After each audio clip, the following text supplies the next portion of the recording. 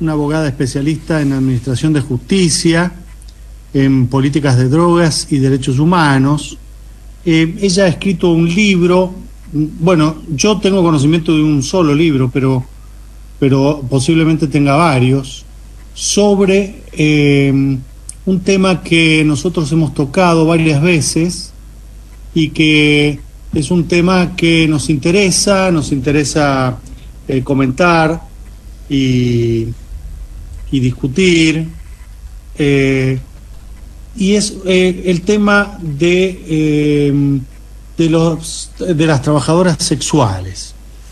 Y ella tiene claramente una postura y una posición con respecto a esto que nosotros queremos analizar y discutir juntos con Marisa, porque a nosotros nos parece que así como se propugna que las personas y las mujeres en general peleen por sus derechos, algunos sectores de mujeres pareciera que tienen menos derechos y que sus derechos a ejercer la prostitución como un trabajo pareciera que tienen menos valor que otros derechos. Así que nosotros queremos conversar esto, de qué se trata. A veces, conversando con esto, somos catalogados o señalados desde algunos sectores que no están de acuerdo. Bueno, eso no es lo importante. Lo importante es que podamos hablar de esto e intentar juntos arribar a algunas conclusiones, a algunas ideas. Así que, Ariel, te invito a que conozcamos a Marisa Tarantino. Marisa, buenos días. Muchas gracias, Marisa. Hola, buenos días. Muchas gracias por convocarme a este encuentro. Bueno, Marisa está en Buenos Aires, vive en Buenos Aires y ha presentado varias veces este libro en compañía con la gente, con las chicas de Amar, con la Georgina Orellano, que nosotros también hemos entrevistado, y nos llama la atención esta publicación porque no hay muchas publicaciones en este sentido. Así que queremos preguntarte, Marisa, de qué viene este libro, por qué se te ocurrió hacerlo y qué ha pasado con el libro o con esta situación que genera, o la temática del libro, mejor dicho. Bueno, ante todo, muchas gracias por permitirme comentarles un poco de este... Si hablas un poquito más fuerte, así te escuchamos mejor. Bien. Te escuchamos bien, pero un poquito más fuerte, mejor. Bueno, sí. Pero a veces hablo muy bajo, ¿verdad? Bueno, bueno, muchas gracias por el espacio, por llamarme para hablarle de este libro, que sí tiene una historia larga de 6 años de investigación, que yo inicié especialmente movida por mi experiencia como operadora judicial. Yo hace muchos años que trabajo en el sistema de justicia, desde el año 92, para ser más precisa. Yo fui secretaria y presecretaria letrada de una fiscalía federal durante muchos años, más de 10, y más o menos cuando se sancionó la ley de trata, en esa época yo ya era secretaria de una fiscalía federal, que son las fiscalías que tienen, digamos, competencia para la investigación de los delitos de trata. Entonces, mi preocupación empezó en ese momento por tratar de hacerme un poco de herramientas teóricas y herramientas prácticas que me permitieran abordar estos casos. Y bueno, lo primero que me encontré, y esto también un poco se vincula también con mi experiencia anterior con otro tipo de políticas criminales, como las de drogas, como mencionaba, lo primero que me encontré es que la realidad que había en los casos que se abordaban desde esta ley era bastante distinta de lo que se suponía que teníamos que enfrentar, ¿no? O sea, así como se presentaban las narrativas de la criminalidad organizada en torno a la trata de personas, las mujeres esclavizadas, las mujeres forzadas a realizar trabajo sexual u otro tipo de formas de sujeción, ¿no? Porque la trata también implica otras finalidades. Lo que me encontraba en los casos era muchos casos de mujeres que que hacían trabajo sexual, que habían hecho trabajo sexual siempre y que reivindicaban su posición de trabajadoras sexuales. Y que aseguraban, afirmaban permanentemente que ellas querían hacer ese trabajo, que elegían ese trabajo y que estaban en esos lugares por propia decisión. Y los efectos que producían esas intervenciones era, bueno, que estas personas se quedaran sin trabajo, sin lugar donde vivir muchas veces, ¿no? Porque los lugares donde se allanaban y finalmente se iban desplegando estas investigaciones y se clausuraban y demás, muchas veces eran la propia vivienda de personas que hacían trabajo sexual. A mí eso me generó un poco de cierta ambivalencia, ¿no? O sea, y como operadora me importaba también tener una mirada que lograra capturar un poco esa complejidad y además poder darle un sentido también a esas voces, ¿no? De esas mujeres. Y además, conociendo la historia de la Organización de las Trabajadoras Sexuales, que fue muy importante ya en los 90, ¿no? Y quizás, no sé si esto se recuerda mucho, pero por lo menos acá tuvo mucho impacto en la ciudad de Buenos Aires, toda la discusión que tuvo que ver con los códigos contravencionales, cuando se derogaron los edictos en aquella época, ¿no? Sí, en Mendoza también se dio esta discusión y algunos siguen vigentes o se han puesto, sí, se han remozado dentro de otra legislación, sí, de tal manera de, hecho, sí, de utilizarlos. 17 de las provincias que aún hoy tienen penalizada la oferta de servicios sexuales ostensible o distintas maneras, ¿no? Hay las códigos contravencionales dicen cosas distintas. Mendoza es uno de los lugares donde con más digamos, fuerza han calado por ahí algunas pedidos de reforma, ¿no? Ustedes saben, Mendoza tiene la penalización del cliente, es una de las pocas provincias, Mendoza y San Juan. Claro. Esto es algo que vino también de la mano de estas nuevas políticas contra la trata, que tienen toda una historia, que es lo que precisamente quise reflejar en ese libro, ¿no? O sea, Marisa, enseguida vamos a volver al tema del libro específicamente, pero una pregunta que a mí se me viene, yo tengo algunas respuestas, lo que sucede es que yo pienso que no son las adecuadas a lo mejor. ¿Por qué se intenta siempre asimilar la acción, la actividad de las trabajadoras sexuales con el delito de trata de personas? Cuando claramente son cosas diferenciadas y pareciera que hay un sector que se encarga de intentar confundir que esto es lo mismo. ¿Vos podés explicar esto? Bueno, ese es uno de los grandes temas también que me movieron a escribir ese libro y que quizá, bueno, ese recorrido tiene que ver con tratar de poner un poco a esa problemática. Es que justamente la confusión entre la trata y la prostitución viene de la mano de toda una serie de reformas legislativas que fueron impulsadas en los últimos 10, 12 años, ¿no? O sea, del 2008 para acá en nuestra legislación, pero que sucede en un contexto donde la Argentina es uno de los lugares donde impacta, ¿no? esta política contra la trata. Pero lo cierto es que la distinción entre trata y trabajo sexual que nosotros consideramos que debe hacerse y que la legislación debe hacer, a partir de estas reformas quedó muy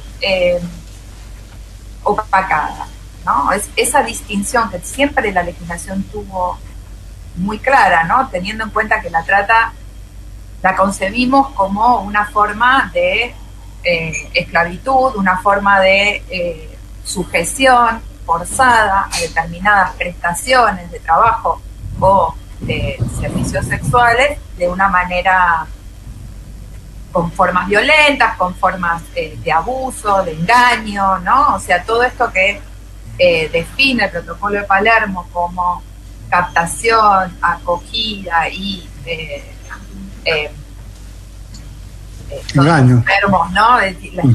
Que además en el protocolo lo que definen también es un proceso migratorio, porque la trata siempre se caracterizó como una forma de migración forzada para la explotación, ¿no? En los orígenes mismos, porque la trata, digamos, si vamos a los orígenes históricos, en el libro también, es antes de las corrientes migratorias. pero viene de aquellas migraciones de los años del siglo XIX,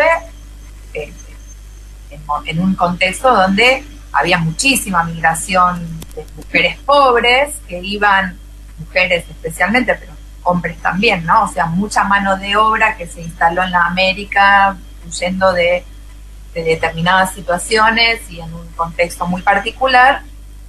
Todas esas migraciones generaron, digamos, un contexto donde empezó a ser, digamos, problemática la cuestión de la trata.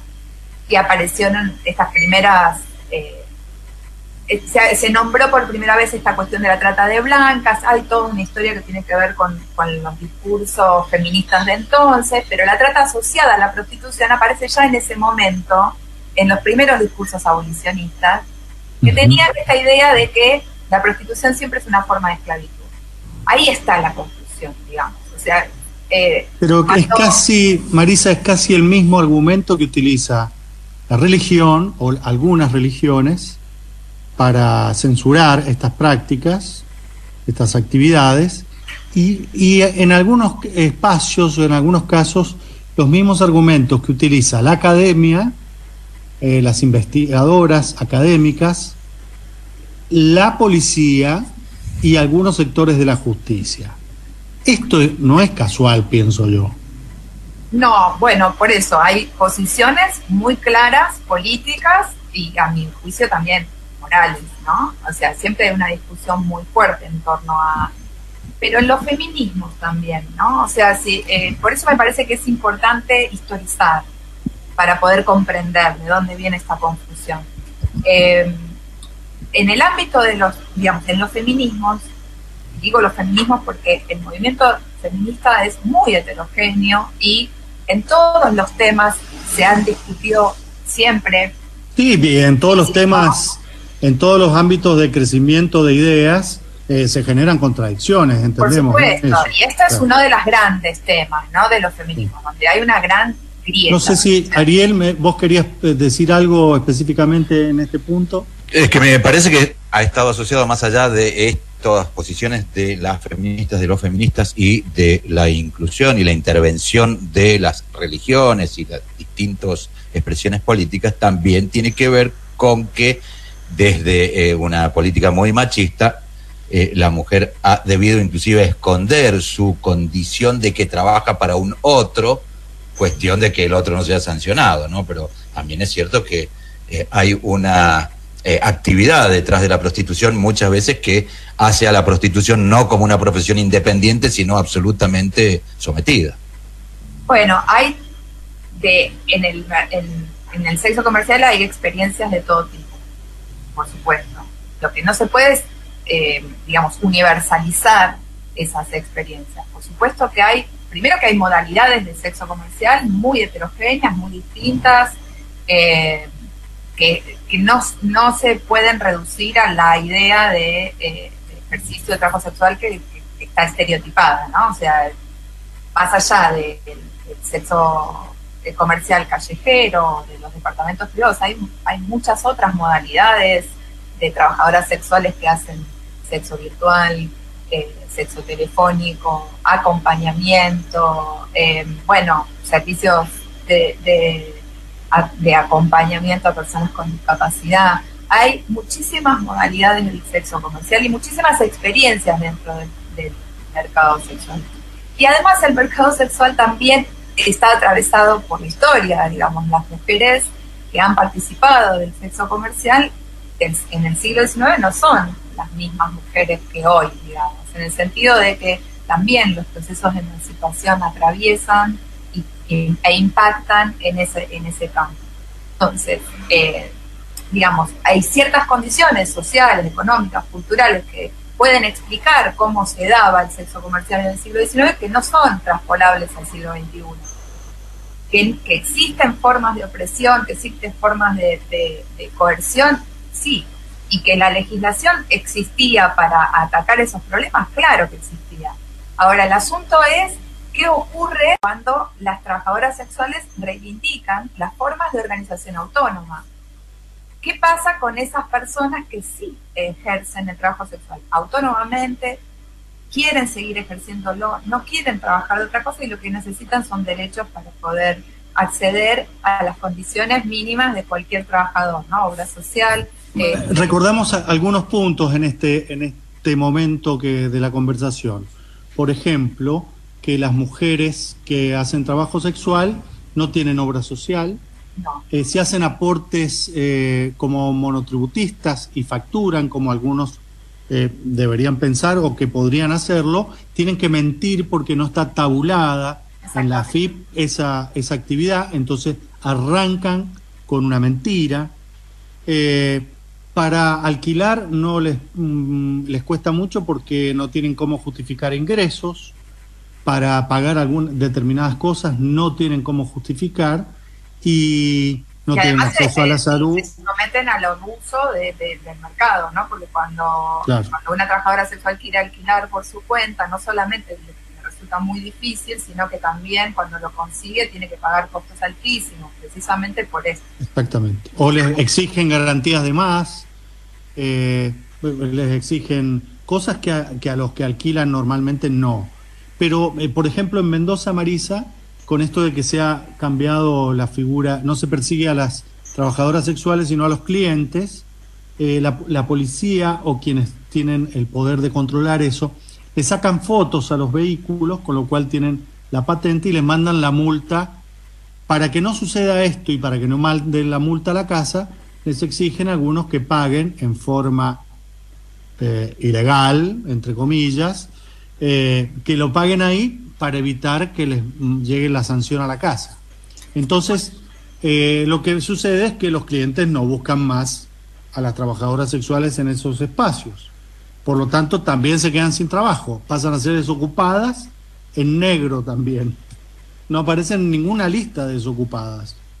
No, por supuesto están fuera de, digamos, al estar tan fuera de toda formalidad, también no son nunca contabilizadas, es difícil saber.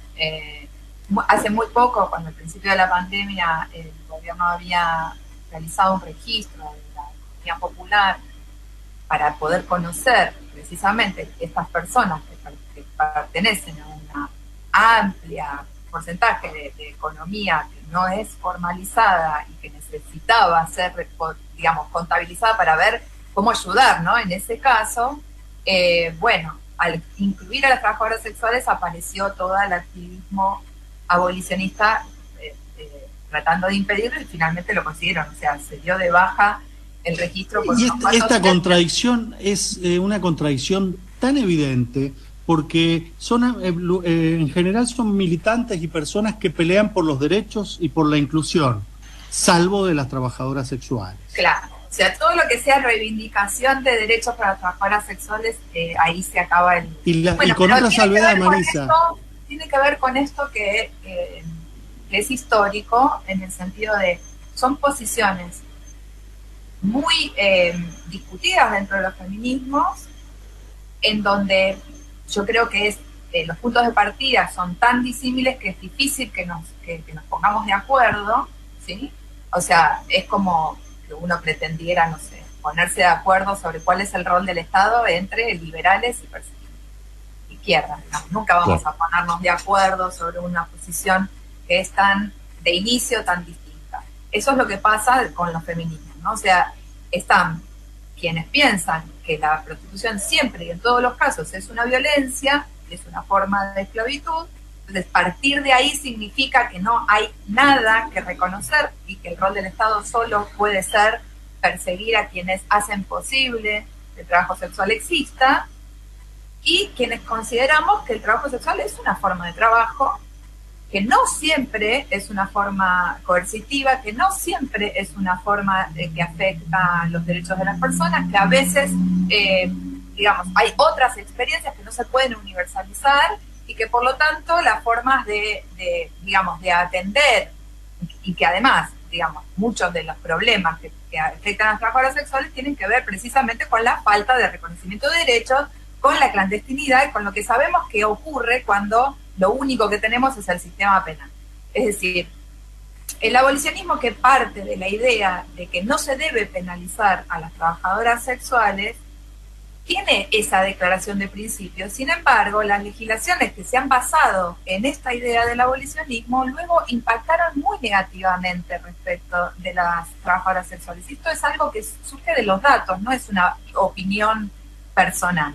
Eso es también algo que aborda el libro, ¿no? O sea, pensar que porque la ley no prohíbe el trabajo sexual, eso ya es suficiente, pero no prohíbe el trabajo sexual autónomo. Claro, no declara que prohíbe el trabajo sexual autónomo, pero si toda la legislación no favorece nada para que se haga, de que es una forma de esclavitud y que todas las conductas que tengan que ver con organizar o de alguna manera contribuir a que ese trabajo sexual tenga lugar están penalizadas, eso se traduce en que hay un impacto necesariamente sobre el trabajo sexual. Y de hecho eso es lo que muestran las estadísticas. Las políticas criminales contra la trata han impactado en la criminalización de mujeres en porcentajes inauditos, nunca vistos en ningún otro universo de criminalización. Para que se den una idea, si en el universo de criminalización de drogas, que siempre es muy alta la participación de las mujeres en relación con otros delitos, es del 15%, la participación de las mujeres en otros delitos nunca supera un dígito, en el caso de la trata se trepa hasta el 35 y 40%, incluso en lo que es explotación sexual puede subir más. En algunos distritos, por ejemplo, es del 45%. Es decir, esta política que se ha propuesto teóricamente proteger a las mujeres está criminalizando mujeres.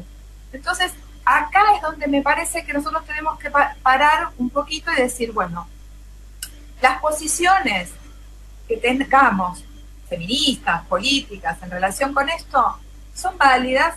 Hay quienes pueden pensar que la prostitución siempre es una forma de violencia, hay quienes pensamos que no lo es, pero lo que tenemos que ver es qué hacemos con eso, digamos, y qué efectos ha producido la política que hemos intentado.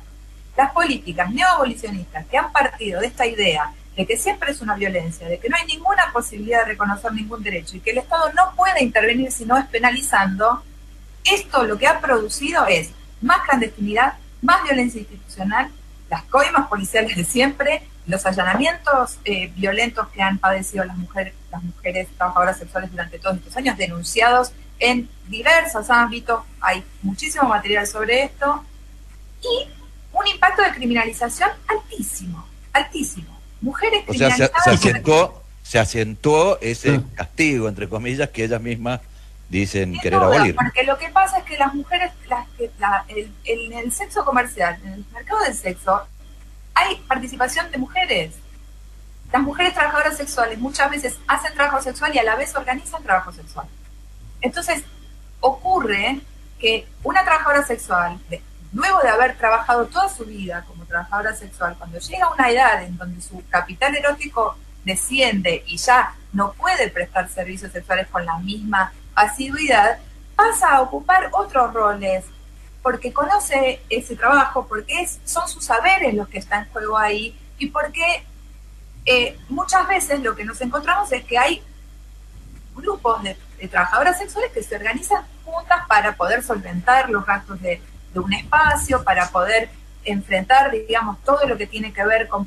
Porque nadie trabaja solo, absolutamente solo.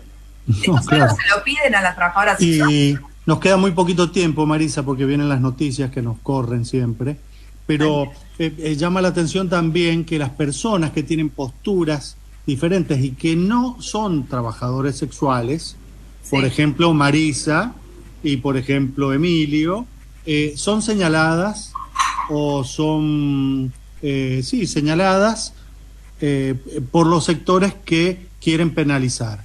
Y tampoco con la penalización, después de ver estas estadísticas, se logra solucionar nada a este problema supuesto que plantean los abolicionistas, ¿no? Se logra lo contrario, que es peor. Más bien lo contrario, exactamente. O sea, por eso, digamos, yo quisiera llamar la atención más que nada sobre eso, ¿no? O sea, es imposible quizás no sea posible que nos pongamos de acuerdo nunca con respecto a esta discusión de fondo que hay sobre qué significa, desde distintas posturas feministas, qué significa la prostitución. Si queremos o no queremos erradicarla, digamos, en un mundo utópico, ¿no? O sea, esto es como una aspiración ética, moral, que podemos seguir teniendo, como ocurre con otras cuestiones, ¿no? Si nos ponemos a pensar en el aborto, por ejemplo, los feminismos no siempre estuvieron de acuerdo. Y hubo muchas feministas que no estuvieron de acuerdo. Nosotros ahora pensamos en la marea verde y es toda una conquista de muchos años de discusión. Los feminismos no siempre estuvieron de acuerdo en esto. Claro. Ahora, sabemos qué pasa con la clandestinidad. Sabemos qué pasa con los efectos de la clandestinidad. Decía que Marisa es abogada, es feminista, es especialista en administración y en políticas de drogas también, tema que por ahí podríamos dedicarle unas palabritas. Y es autora del libro Ni víctimas ni criminales, trabajadoras sexuales. Volviendo al tema del libro, para utilizarlo como excusa para conversar sobre esto, ¿cómo te ha ido con el libro y cuál ha sido la repercusión que ha tenido Marisa? Bueno, bien, el libro está circulando, he tenido muy buenas críticas, muy lindas críticas.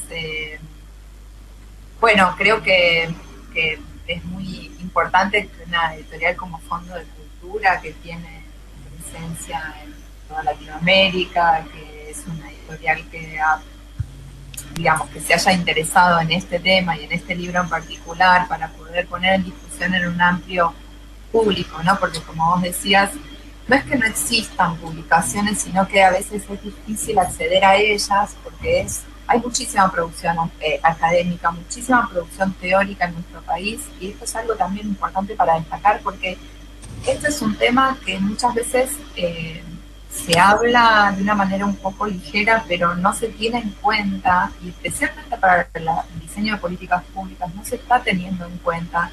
Nuestros investigadores han producido muchísimo trabajo para tener, digamos, en cuenta sobre el impacto de las políticas, sobre qué necesitan los trabajadores sexuales, sobre cómo es, además, el ámbito del trabajo sexual, ¿no? O sea, muchas veces discutimos políticas públicas y no estamos teniendo en cuenta a los protagonistas, y esto es lo que ha pasado. Eso te iba a decir, ¿no? O sea, que, por ejemplo, yo le he escuchado a Georgina decir esto, ¿no? Que durante horas han hablado un grupo de académicos sobre la prostitución, estando allí las trabajadoras sexuales, y nunca les preguntaron su opinión, ni qué les parecía lo que estaban diciendo, ni si podían aportar algo, y parece que las más fervientes abolicionistas, salvo una o dos excepciones conocidas, provienen de la academia y nunca han ni ejercido el trabajo sexual, y siempre utilizan terminología de tipo técnico, entre comillas, pero no los términos que utilizan las trabajadoras sexuales, ni su lenguaje, ni sus datos, ni su experiencia, ¿no? Ni su experiencia, ni sus saberes, ni sus recorridos, ni su territorio. O sea, esto es algo muy impresionante, porque cualquier persona que se acerque un poco, que se asome un poco al trabajo territorial que ha hecho la Organización de las Trabajadoras Sexuales en nuestro país, no puede no conmoverse. Claro. Yo sé que hay, digamos, hay otras experiencias, y eso no invalida que hay muchas trabajadoras sexuales que se han organizado y que piden derechos. Hay otras experiencias, hay víctimas de trata, es muy loable su lucha y hay que preservarla. Ahora, esas experiencias no definen las de todas, ¿sí? Y hay una historia de la Organización de las Trabajadoras Sexuales que ya lleva décadas, ¿no? AMAR está en el movimiento sindical desde los años 90, en el año 95 más precisamente, pero las organizaciones de las trabajadoras sexuales en el mundo datan de fines de los 70.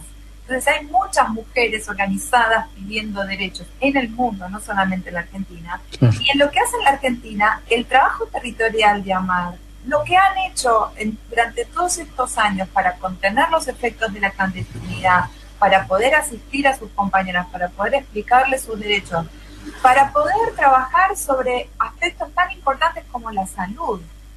AMAR tiene un recorrido como promotoras de salud muy importante.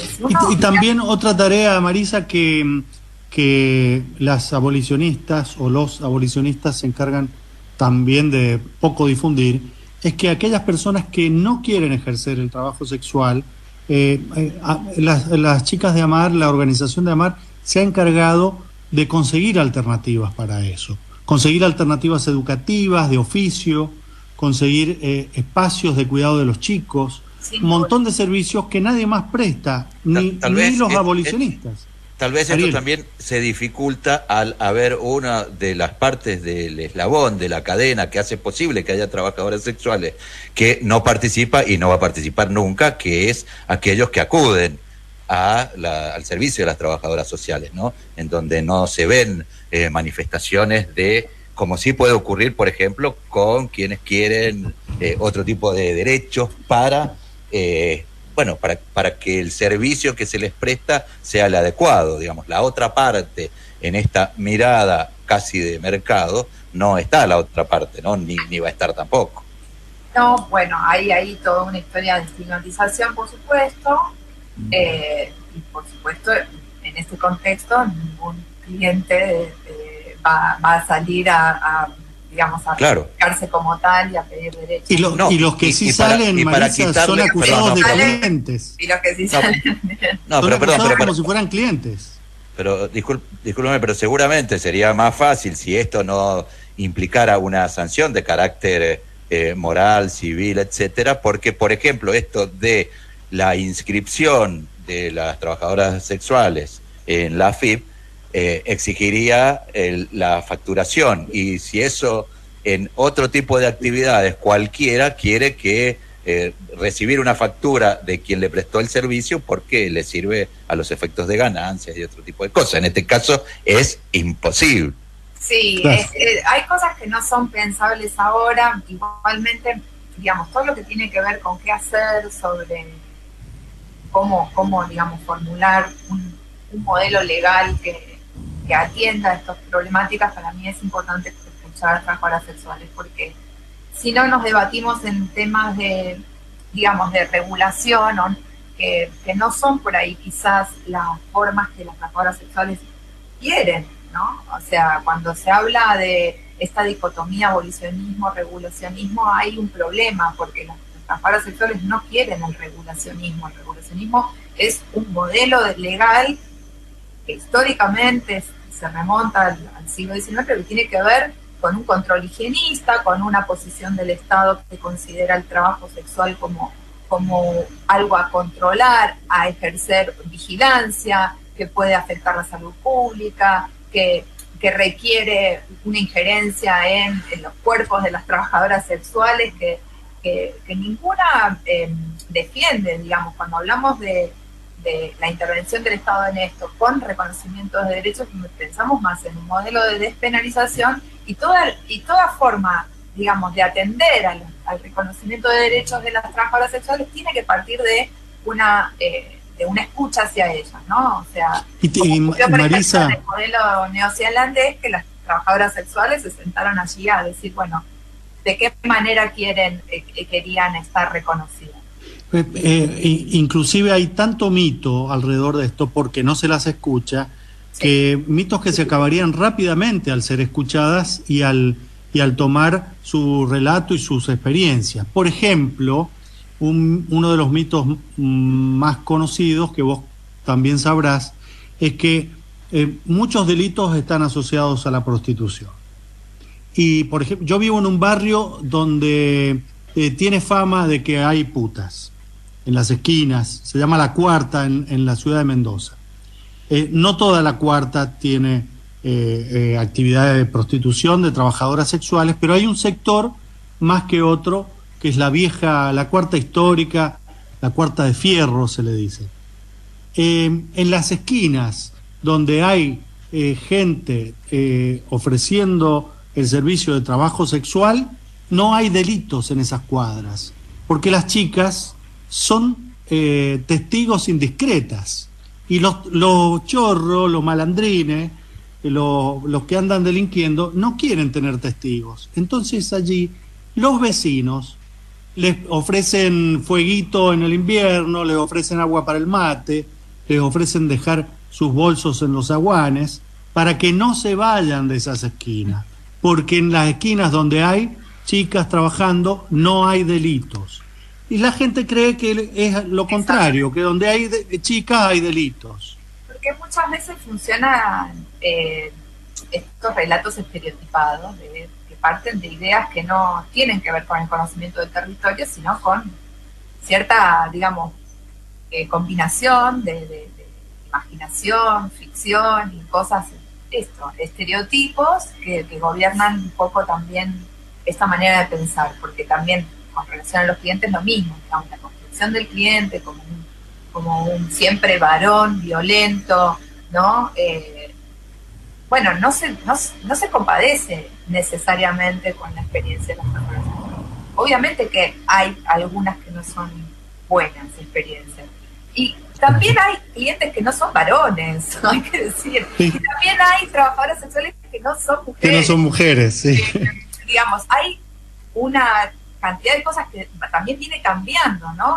Sí, también hay trabajadoras sexuales que no vienen de los barrios, que vienen de las universidades. Por supuesto, hay trabajadoras sexuales. Que hacen trabajo sexual aleatoriamente, que lo hacen temporalmente para solventar sus estudios. Hay personas que hacen acompañamientos y trabajo sexual combinando con otro tipo de actividades. Sí. No siempre es la última opción, no siempre es una opción que las trabajadoras sexuales piensan como es lo único que tengo, digamos, ¿no? No siempre. Entonces, eso también es una forma, insisto, de estereotipada de pensar el problema, que no reconoce que hay otras experiencias, que hay otras posibilidades. Claro, pero Marisa, discúlpame esta intervención y esta consulta.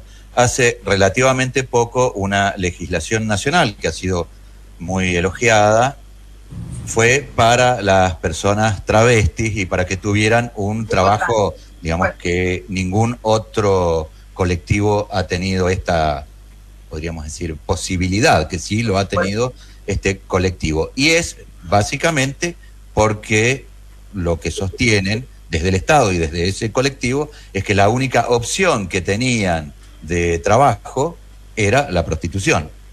Claro, pero ahí estamos hablando de un sector específico que, por supuesto, hay que hacer una mirada diferenciada, sin lugar a dudas. Y de hecho, las organizaciones de las trabajadoras sexuales siempre reconocieron y militaron por el cupo trans, porque conocen muy bien esa realidad.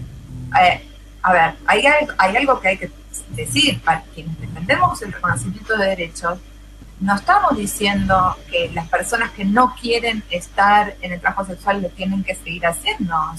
Nosotros siempre planteamos que debe haber opciones para quienes no quieren ejercer el trabajo sexual y especialmente, muy especialmente, en el universo de las mujeres trans y travestis. ¿Por qué? Porque hay condiciones de desigualdad estructural que hacen que el acceso al empleo en ese colectivo sea muchísimo más limitado. No hay obviamente un abanico de opciones del mismo modo que hay en otros sectores, pero lo que nosotros digamos estamos viendo acá es que las formas de opresión recaen de manera diferenciada, no solamente por cuestiones de género, también por cuestiones de clase, también por cuestiones digamos de otros factores que intervienen. No es lo mismo lo que le ocurre a las mujeres trans que lo que le ocurre a las mujeres cis, no es lo mismo lo que le ocurre a las mujeres trans migrantes, ¿sí? Cuando hay otros factores que intervienen por eso pensamos siempre que esto es una mirada que hay que tener con interseccionalidad, ¿no? O sea, no se puede pensar el problema solo como un problema que afecta por la condición de mujer.